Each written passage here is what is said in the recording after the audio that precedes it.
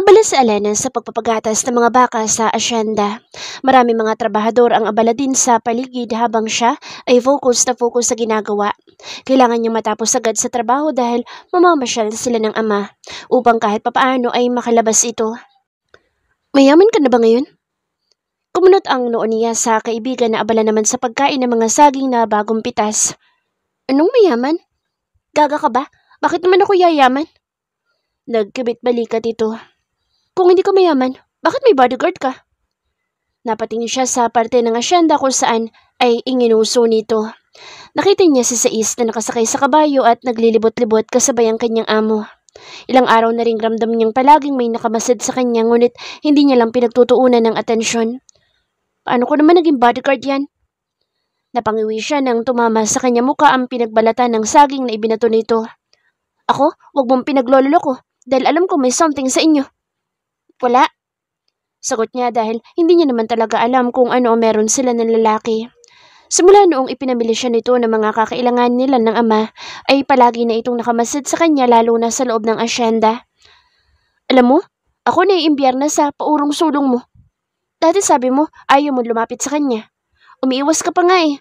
Tapos nawala lang ako saglit, bumuka ka na agad. Tapos nagwawala ka pa noong nakaraan linggo dahil buhat-buhat ka nito.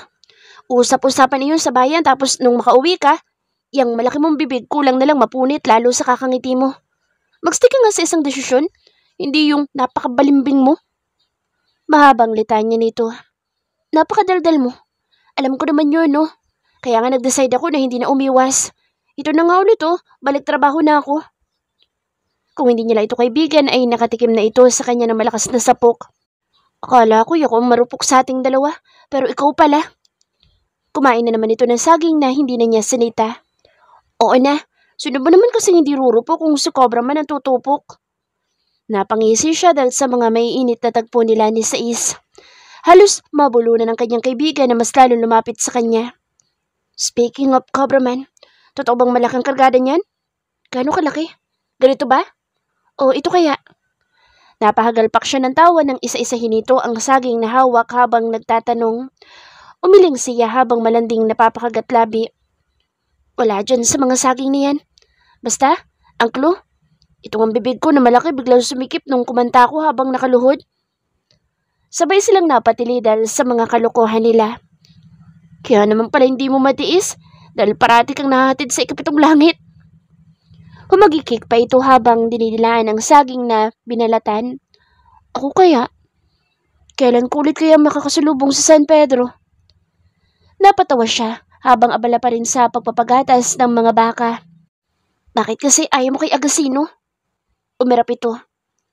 Hindi ko type ang mga lalaking lampa. Gusto ko yung parang si Sais mo. Macho. Ingpan. Kasi mas lalong umiinit sa kama. At lastly, dapat mabubulunan ako kapag niluhuran ko. Napabuntong hininga siya at nag-iwas ng tingin. Sais ko? Malabo namang maging akin yan kasi napakalayo ng agwat namin. Isa pa, siya yung tipo na hindi magsaseryoso.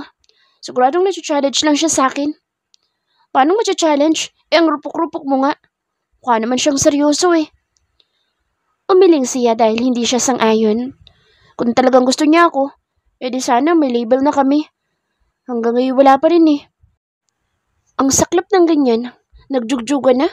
Hanggang ngayon wala pa rin label. Natawa na lang siya sa dumi ng bibig nito. Hindi niya maiwasang mapatingin sa kinaroroonan ni Sais at nakita niya itong pabalik na ng malaking bahay.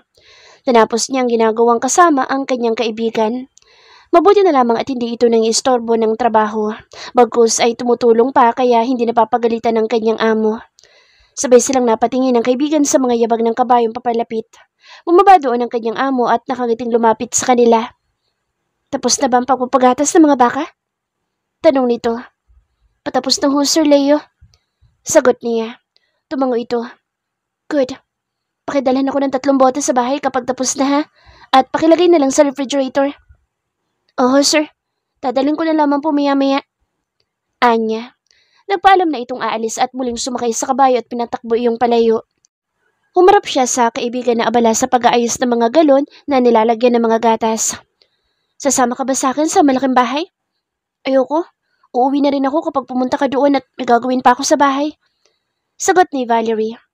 Sige, tapusin na natin ito. Ipinagpatuloy nila ang ginagawa at nang matapos ay ibinigay niya sa namamahala ang mga gatas na nakuha bago kumuha ng 3 bote at nagtungo sa malaking bahay. Halos kalahating buwan na rin siyang hindi nagtutungo dito kaya hindi niya mapigil ang kabahan. Nagtuloy-tuloy siya sa pagpasok habang inaayos ang sombrelong suot. Papasok pa lamang sana siya sa kusina nang matigilan siya. Yes, please. Bring her here. I miss her too. Don't worry, I'll take care of her. I know. Dinig niya ang malalim na boses ni Sais. Humigpit ang pagkakahawak niya sa mga boteng dala habang dinadamdam ang tila mga karayom na tumutusok sa kanyang kalooban. Ilang ulit siyang huminga ng malalim pero tila mas lalo lamang na naninikip ang kanyang dibdib. I love you too, darling. I will wait you here.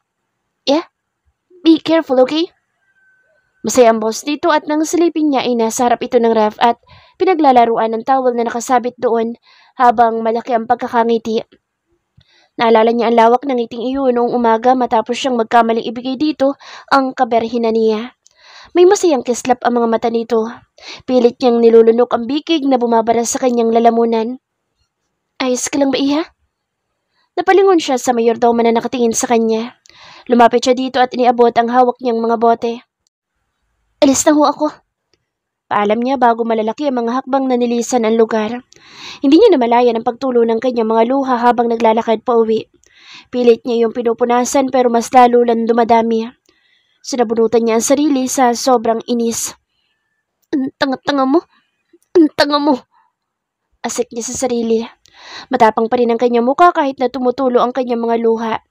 Hindi niya inaasahan na sobra ang sakit na mararamdaman niya dahil sa mga narinig. Sinapo niya ang kanyang bibig dahil sa pagkawala ng hikbi.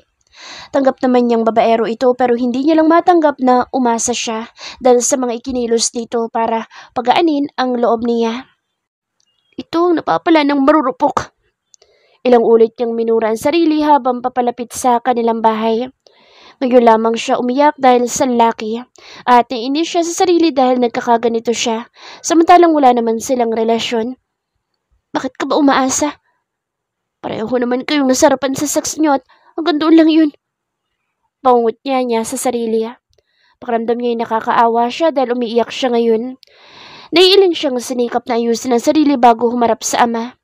Marahas niyang pinunasan ang kanyang pisngi gamit ang laylayan ng kanyang damit. Tumikim at bumuga ng hangin para pakalmahin ang sarili. Tatay, nandito na ho ako. Sigaw niya para hindi nito mahalata ang pagkapaos ng kanyang boses. Bakit ang aga mo ata, Alana? Tanong nito.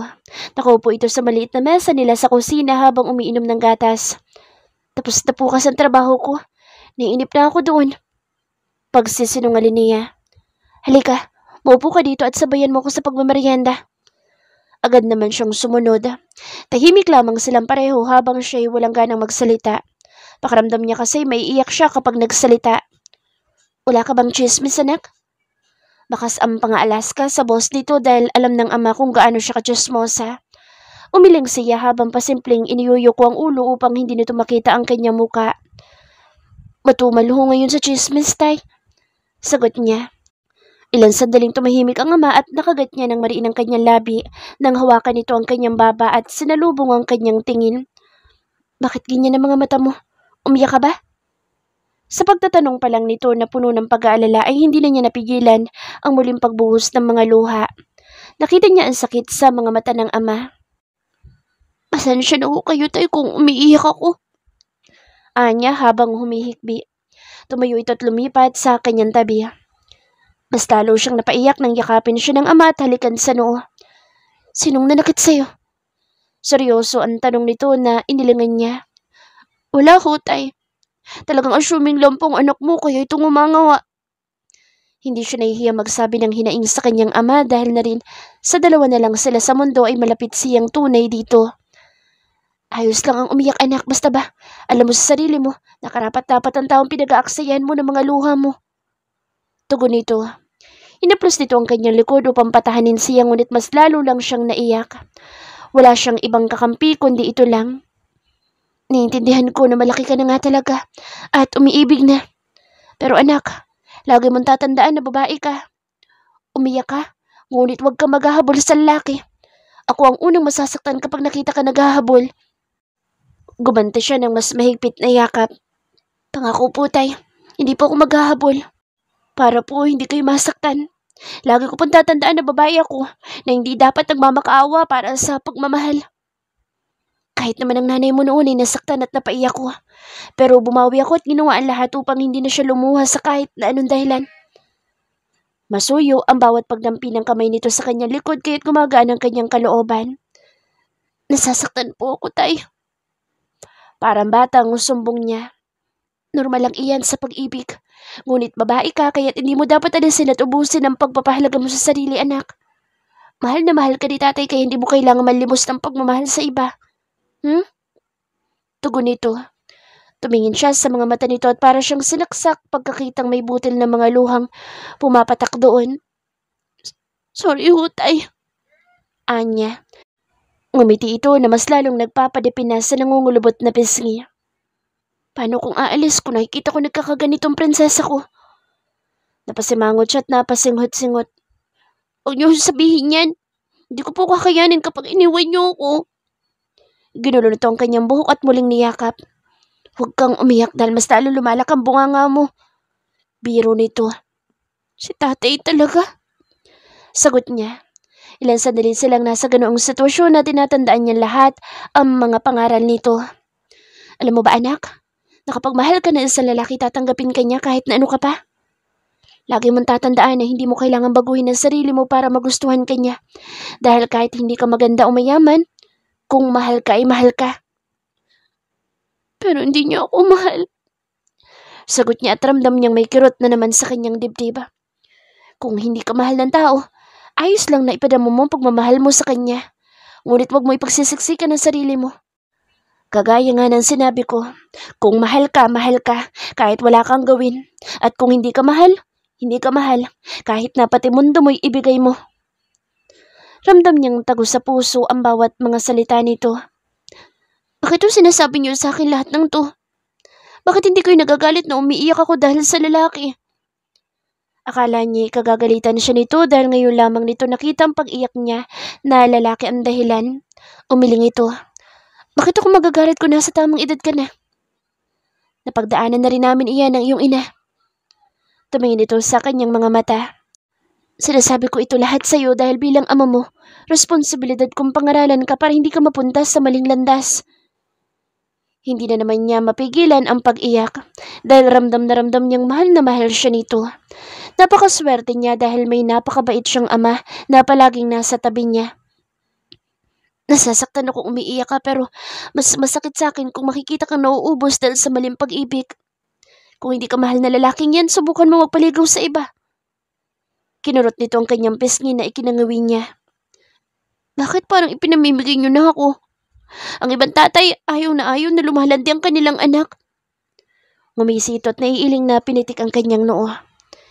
Hindi ako habang buhay na nasa tabi mo kaya gusto ko bago ako umalis, inahanap mo na lalaking pag-iiwanan ko sa'yo at aalagaan kang tulad ng pag-aalaga namin sa'yo ng nanay mo. Kahit na nakangiti ang mga labi nito ay bakas ang lungkot sa mga mata. Huwag nga po kayo magsalita ng ganyan. Saway niya at muling yumakap dito. Mahal na mahal ko ang tatay ko. Bulong niya. 6. Has been dealing with it for many months now, and he can't help but to shout in so much pain. It's hurtful as hell. 6 is lying in his bed in the middle of a dark room.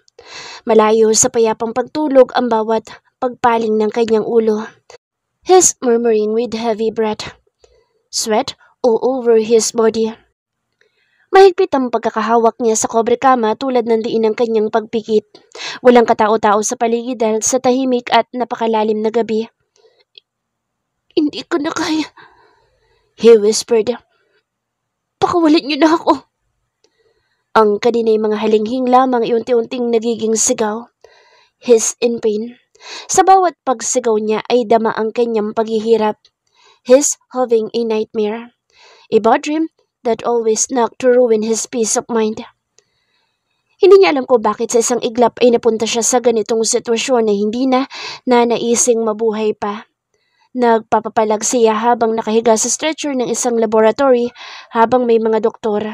Alam niyang hindi mga lisensyado at ilegal na gawain ang ginagawa. Naghahanda ang mga ito sa pagpapahirap sa kanya habang ang mga armadong lalaki ay nasa labas. Ilang ulit siyang huminga ng malalim upang kalmahin ang sarili. He can't risk his life. Nagpalingalinga siya sa paligid upang humanap ng pagkakataon na tumakas. Alam niyang hindi maganda ang sasapitin niya dito. "You can't get anything from me." May diin ang bawat salita niya at nagtatagis ang bagang sa galit. Sinubukan niya ulit na pumalag at alisin ang mahigpit na tali sa kanyang kamay ngunit hindi niya magawang makaalis. "Stop struggling. You're just wasting your time." Nakangiting sagot na lalaking naka-laboratory gown. May hawak itong syringe at walang sabi-sabing marahas iyong itinurok sa kanyang hita. Napasigaw siya dahil ramdam niya ang mahabang karayom na bumaon sa kanyang laman. "Damn you!" Sigaw niya. "Damn you too, boy. Matapang ka pa rin kahit na nasa kamay na kita." Nakangising tugon nito. Nagpupumiglas pa rin siya kahit na hindi na niya nararamdaman ang kaliwang hita, kung saan isinaksak ang syringe. Kuyom niya ang kamao upang indahin ang pamamanhid. Ang mga litid niya sa leeg ay nagsisilabasan dahil sa pagnanais na kumawala. The show begin. Pagkasabi nito ay ramdam niya ang kutsilyong humiwa sa kanyang tagiliran. Sobrang hapdi noon at kitang-kita niya ang pagdaloy ng sarili niyang dugo roon. Mariin niyang kinagat ang mga labi upang pigilan ang pagsigaw ngunit hindi niya nagawa nang dukutin ng daliri nito ang ginawang sugat sa kanya. "Hindi ka naman mamamatay sa ganito lang?" Tila demonyong sabi nito. "Damn you!" Sigaw niya dito dahilan upang mas lalo nitong dukutin ang kanyang sugat. May lumapit na isa pang naka-lab gown na may dalang mga gamit sa pagtahi ng sugat. Maring napapikit sa sais habang tila mga baliw ang nasa harapan niya. "They are evil." "Ooperahan ko ba?" Tanong na isa at hindi pa man nakakasagot ang kasama nito'y itinusok na nito ang karayom sa kanyang sugat na ngayon ay nakabuka na dahil sa pagkadukot doon. Napahiyaw siya at punong-puno na ng pawis ang buo niyang katawan. Wala siyang magawa kahit na gustuhin man niyang lumaban. "His drop." He shouted helplessly habang ang mga ito'y tinatahi ang ginawang sugat. Ramdam niya ang bawat pagtusok ng karayom sa kanyang balat at paghila nito ng taling ginawang sinulid. Hindi siya papatayin ng mga ito. Yun ang sigurado niya ngunit ipaparamdam sa kanyang hirap hanggang sa naisin na lamang niyang mamatay. Hindi naman pala masakit kahit na walang anesthesia. Sambit ng isa habang tila bingi sa kanyang mga sigaw. Hanggang sa matapos ang pagtahi ng mga ito ay wala siyang humpay sa pagsigaw dahil sa sakit. Ang kanyang hita ay namamanhid pa rin. "Hindi ito ang huling pagkakataon na magkikita-kita tayo!" Sigaw niya gamit ang namamaos na boses.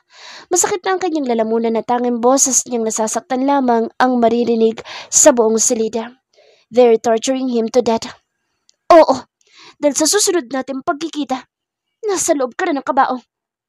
At nagtawanan pa ang mga ito. Hindi pa tapos ang pagpapahirap sa kanya. Kumuha ito ng halos 2 bungkos ng syringe na walang laman at isa-isang itinusok sa kanyang hita.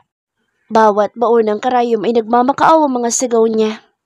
Nangihina na siya sa sobrang pagpupumilit na pumiglas at sumigaw. Hindi na niya kinakaya ang sakit. Napapaliyad ang kanyang likod kapag ibinabaon nito ang karayom. "Malambot palang hita mo. Flawless na flawless, boy." Hinapros nito ang kanyang hita bago mas lalong idiniin ng mga syringe na nababaon doon. Hindi na makilala ni Sais ang sarili niyang boses. Labis-labis siyang nasasaktan na halos tila mamanhid ang buong katawan sa pag-inda.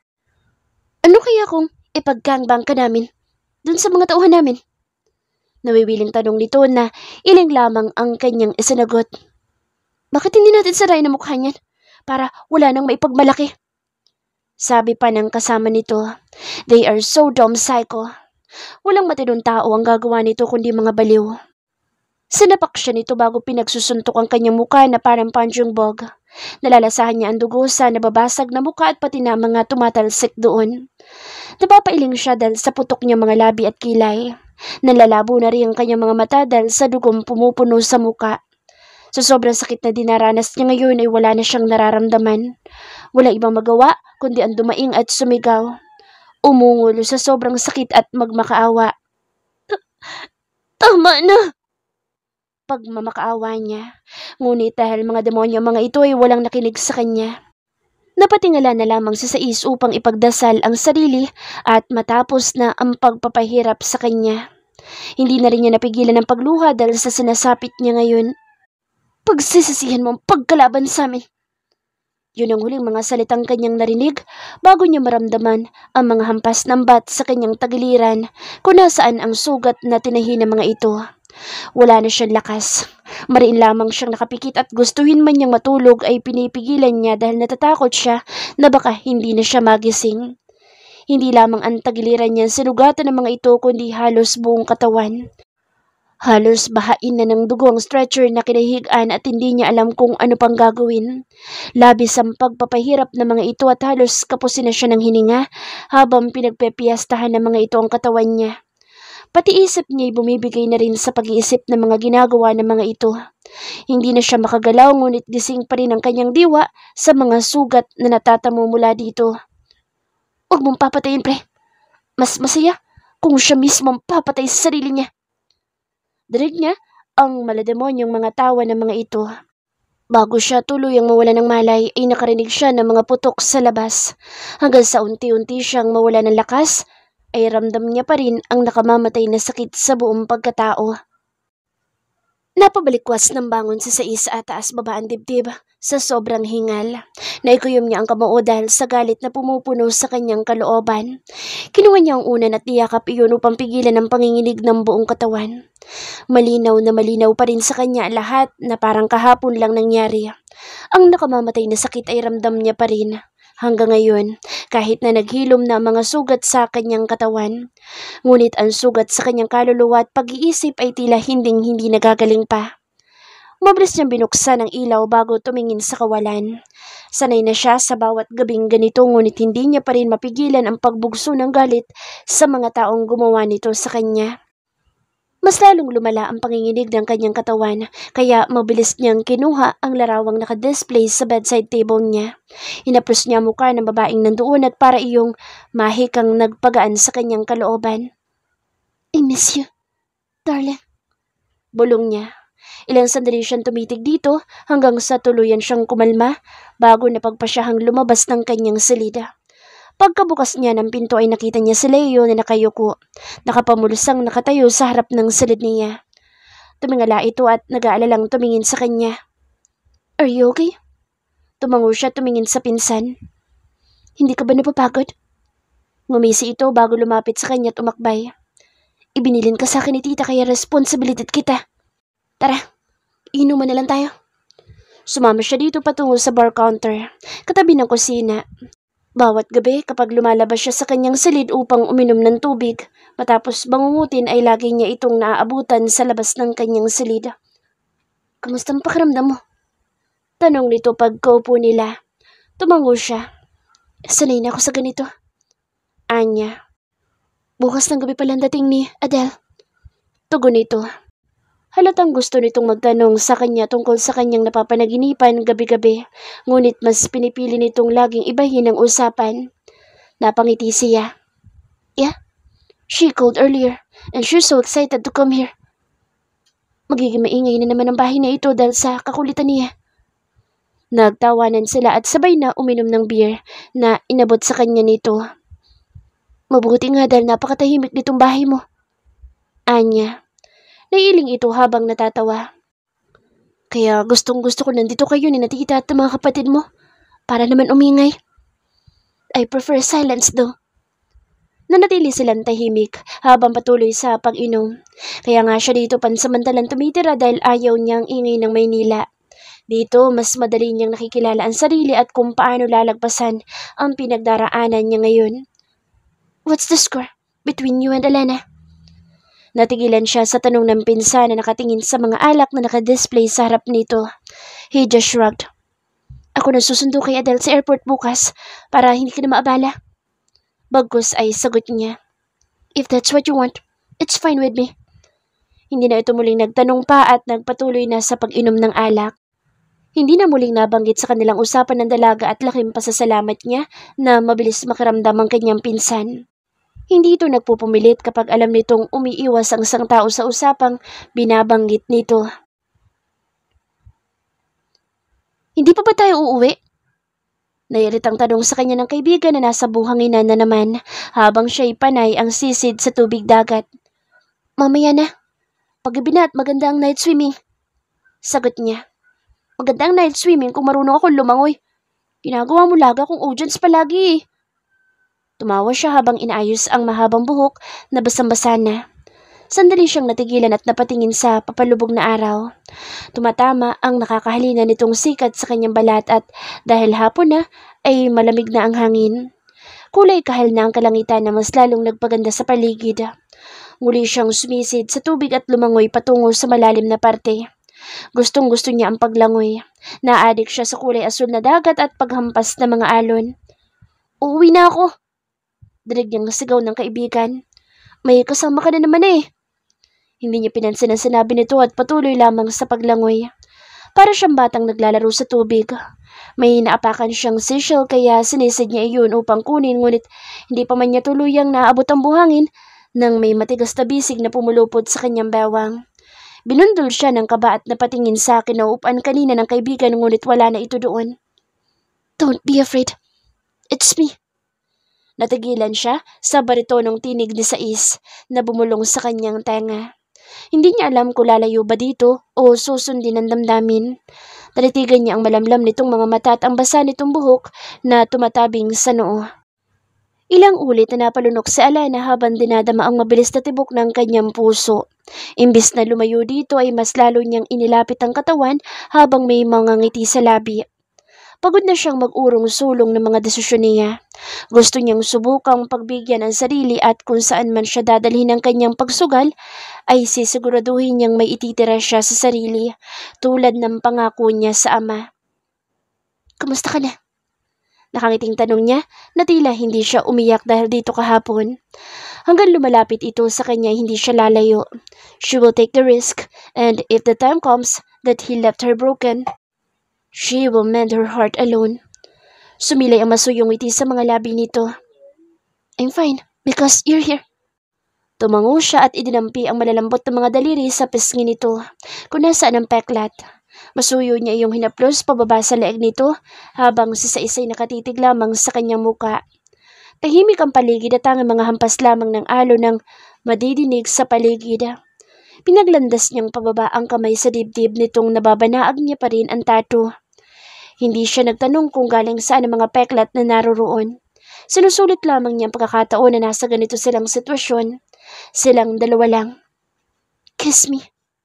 Bulong niya. Walang salitang sinunod dito ang hiling niya. Napapikit siya dahil sa masuyong pagdampi na mainit nitong labi sa kanya. Wala siyang pakialam kung magiging tanga siya sa paningin ng iba. Nagmamahal siya at gusto lang niyang sundin ang gusto ng kanyang puso. Oo, tanggap na niyang iniibig niya nga ito. Hindi siya naging handa para doon pero gusto niyang panindigan ang nararamdaman para dito, kahit na masaktan siya. Ang malamig na tubig na dumadampi sa kanilang balat ay mas lalong nag-uudyok sa kanya upang damhin ang init dito. Ipinulupot niya mga hita sa bewang nito, samantalang sa Sais ay agad na humawak sa kanyang pangupo upang alalayan siya. I miss your lips, he whispered. I miss your body and your scent. Mas lalong lumalim ang kanilang halik na tila parehong ninanamnam ang magandang sandali. Nagising si Alana na nasa mga bisig pa rin ni Sais, ngunit wala na sila sa buhanginan ngunit nasa kubo na malapit sa dalampasigan. Nakaupo siya sa kandungan nito habang ito'y nakasandal sa poste. Hindi mapigilan ng dalaga na sumilay ang matamis na ngiti sa kanyang mga labi. Tiningala niya ang nakapikit na binata. Pinaglandas niya ang hintuturo sa matangos nitong ilong at napahagikik dahil sa pagkislot nito. Hindi siya nagsasawang titigan ito dahil kung pagbibigyan lamang siya ng tadhana ay ayaw na niyang mawalay dito. Ang gwapo mo? Sambit niya. I know. Sagot nito. Dahan-dahan ito nagmulat ng mga mata at tumitig sa kanya. And you're so beautiful. Humalik ito sa kanyang noo. Napapikit si Alana at hindi niya namalayan ang pagpatak ng kanyang mga luha dahil sa masuyong boses nito. Mahal kita. Bulong niya. Natigilan ito at hindi sumagot. Namaya niyang katahimikan sa paligid maliban sa paghampas ng alon. Tahimik niyang dinamdam ang kirot sa kanyang puso dahil sa hindi pagsagot. Kahit na nasasaktan ay hinigpitan niyang pagkakayakap sa mga braso nito. Hindi niya hayaang sirain ng kirot ng kanyang puso ang masaya niyang gabi. Handa na siya sa kung anumang matatanggap na sakit mula rito. Masaya ko ngayon dahil sa'yo. Dugtong niya. Hindi niya akalain na darating ang araw na makukontento siyang nakaupo habang nakayakap sa isang lalaki. Payapang-payapa ang kanyang pakiramdam sa kabila ng sakit. Please, don't love me. May pagmamakaawa sa boss nito nang sumagot. Makalipas ang ilang minuto. Because you don't know me. You don't even know who I am.